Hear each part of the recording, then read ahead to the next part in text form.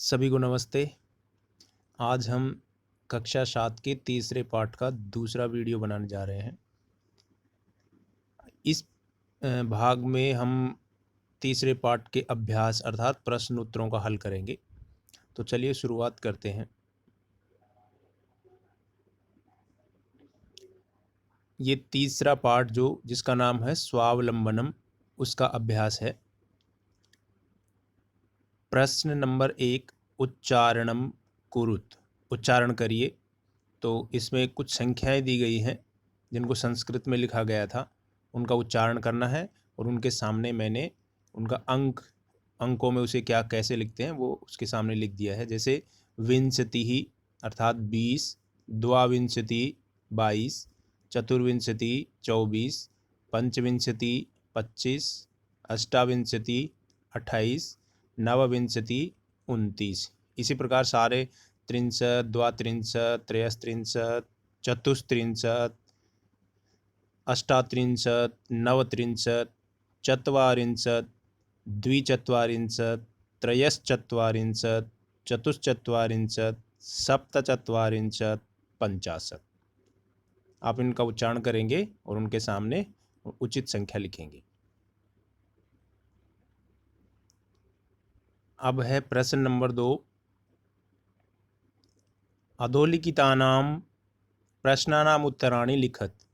नीचे लिखे गए प्रश्नों के उत्तर लिखिए।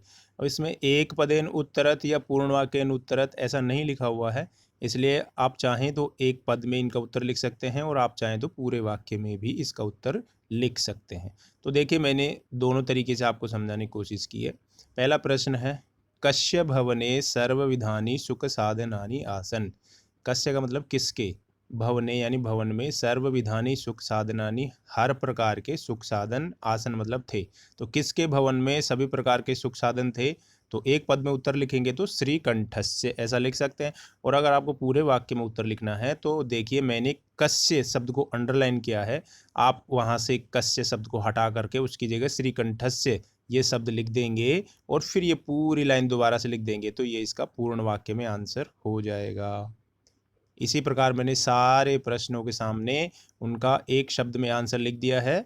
आप पूर्ण वाक्य में जब आंसर को, उत्तर को लिखेंगे तो जो अंडरलाइन शब्द है उसको वहाँ से हटा दीजिएगा, उसकी जगह ये जो उत्तर लिखा हुआ है इसको वहाँ लिख करके पूरे वाक्य को फिर से लिखने से ये पूर्ण वाक्य में उत्तर हो जाएगा। मुझे लगता है आपको समझ में आ गया होगा। चलो अब प्रश्न नंबर 3 में चलते हैं।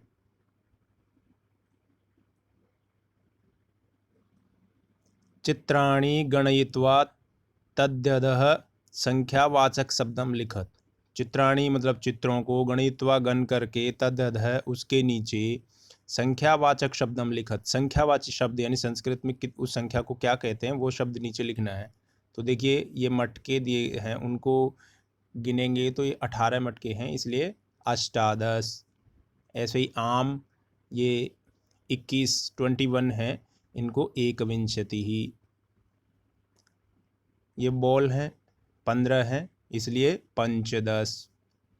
फिर मोमबत्तियां हैं, ये 36 हैं, इनको षट्त्रिंशत्। ये कैंची हैं, ये 24 हैं, चतुर्विंशति ही 24। अब ये पत्तियां हैं, ये 36 यानी 36 हैं, सॉरी 33 हैं, 33, तो इनको त्रयस्त्रिंशत्।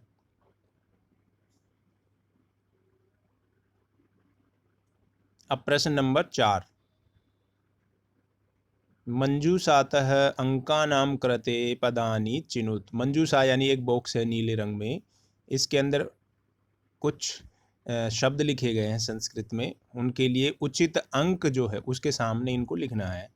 तो जैसे 28 लिखा हुआ है तो इसके लिए उचित अंक है अष्टाविंशति ही। उसके नीचे 30 यानी 30, तो उसको संस्कृत में त्रिंशत्। हम ऊपर वाले बॉक्स में से ही सही उत्तर को वहाँ से चुन करके इनके सामने लिखेंगे। 27 है तो सप्तविंशति ही। 31 यानी 31 है तो एकत्रिंशत्। इसी प्रकार इसमें 3 प्रश्न और हैं। 24 यानी 24 चतुर्विंशतिः 40 40 चत्वारिंशत् 50 50 50। अब प्रश्न नंबर 5। चित्रं दृष्ट्वा मंजूषातः पदानि च प्रयुज्य वाक्यानि रचय। चित्रं दृष्ट्वा, चित्र देख करके, मंजूषातः पदानि च प्रयुज्य, मंजूषा यानी एक बॉक्स है नीचे, उसमें पदानि यानी शब्दों को प्रयुज्य उपयोग करते हुए वाक्यानि रचयत, वाक्यों की रचना करें। तो इसमें 3 पिक्चर्स दी गई हैं, 3 चित्र हैं। एक पहले चित्र में एक किसान खेत में हल चला रहा है, दूसरे में 2 किसान मिट्टी खोद रहे हैं, और फिर तीसरी पिक्चर में किसान जो हैं वो फसल उगा रहे हैं।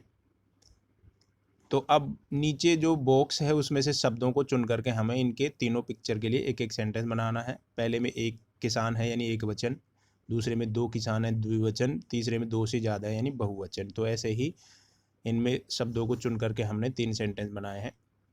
पहला है एषः कृषकः क्षेत्रं कर्षति, यह किसान खेत जोतता है। दूसरे में एतौ कृषकौ खनन कार्यं कुरुतः, ये दोनों किसान खनन कार्य यानी खुदाई का काम करते हैं। फिर तीसरे में है एते कृषका धान्यम रोपयन्ति, ये सारे किसान धान की रुपाई कर रहे हैं या करते हैं। तो ये सारे शब्द हमने इसी बॉक्स में से लिए हैं और उन्हीं को यूज करते हुए, उपयोग करते हुए हमने ये 3 वाक्य बनाए हैं। अब प्रश्न नंबर 6। अधोलिखितान समयवाचकान अंकान पदेषु लिखत। नीचे लिखे हुए समयवाचक शब्द जो अंक जो लिखे गए हैं, अंकों में समय दिया गया था, उनको हमें शब्दों में लिखना है कि संस्कृत में उस समय को क्या कहते हैं। एक उदाहरण दिया है, यथा 10:30 यानी 10:30 बजे हैं, उसके सामने उसका क्या कहते हैं वो लिखा हुआ सार्धद्वादशवादनम, लेकिन यहाँ पे सार्धद्वादश का मतलब होता है 12:30 बजना। तो इसलिए ये जो द्वा शब्द है जिसको मैंने ब्लैक से अंडरलाइन किया है, द्वा, उस द्वा को वहाँ से हटाने से ये उसका सही उत्तर हो जाएगा, वो गलत लिखा हुआ है वहाँ पे। तो 10:30 वहाँ होना चाहिए। तो आप ये जो द्वा शब्द लिखा है इसको यहाँ से हटा देंगे, मिटा देंगे, तो वो सही हो जाएगा। इसीलिए मैंने इसको सर्किल में कर दिया था कि ये गलत लिखा हुआ है। अब देखते हैं 7 बजे हैं तो उसको सप्तवादनम, 2:30 उसको सार्धद्विवादनम, 11 बजे हैं तो एकादशवादनम, 4:30 तो सार्धचतुर्वादनम, 1:30 को सार्ध एक वादनम, 5 बजे को पंचवादनम, 3:30 यानी सार्ध त्रिवादनम, 9 बजे हैं तो नववादनम, 12:30 सार्ध द्वादशवादनम, जो कि उदाहरण में लिखा था ना सार्ध द्वादशवादनम, तो वो 12:30 यानी 12:30 को कहते हैं। 8 बजे हैं अष्टवादनम और 7:30 को सार्ध सप्तवादनम। जब 30 मिनट ज़्यादा होते हैं तो शुरू में सार्ध लगाते हैं, ये ध्यान रखना है।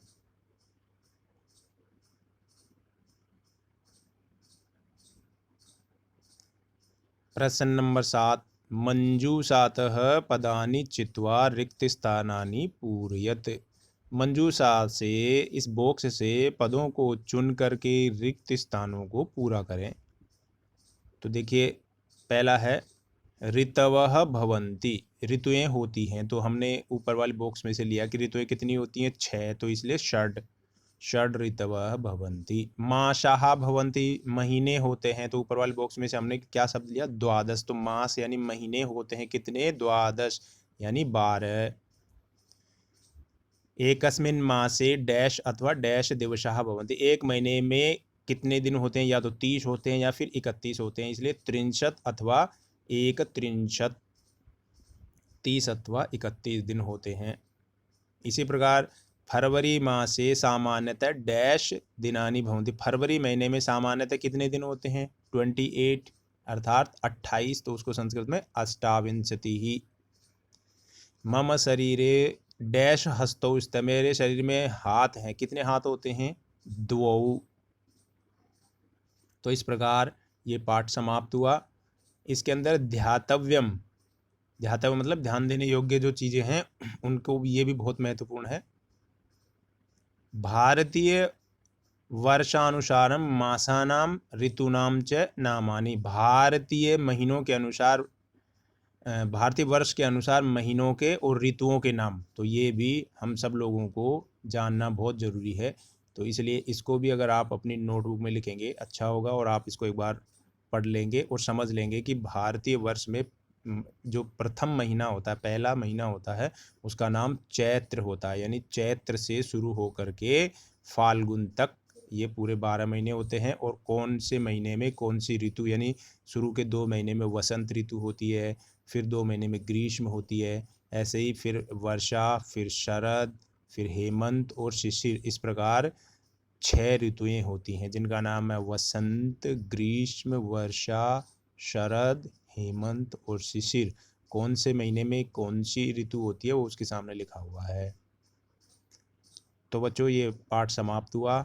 आशा करता हूँ आप सभी को ये पाठ समझ में आ गया होगा। धन्यवाद।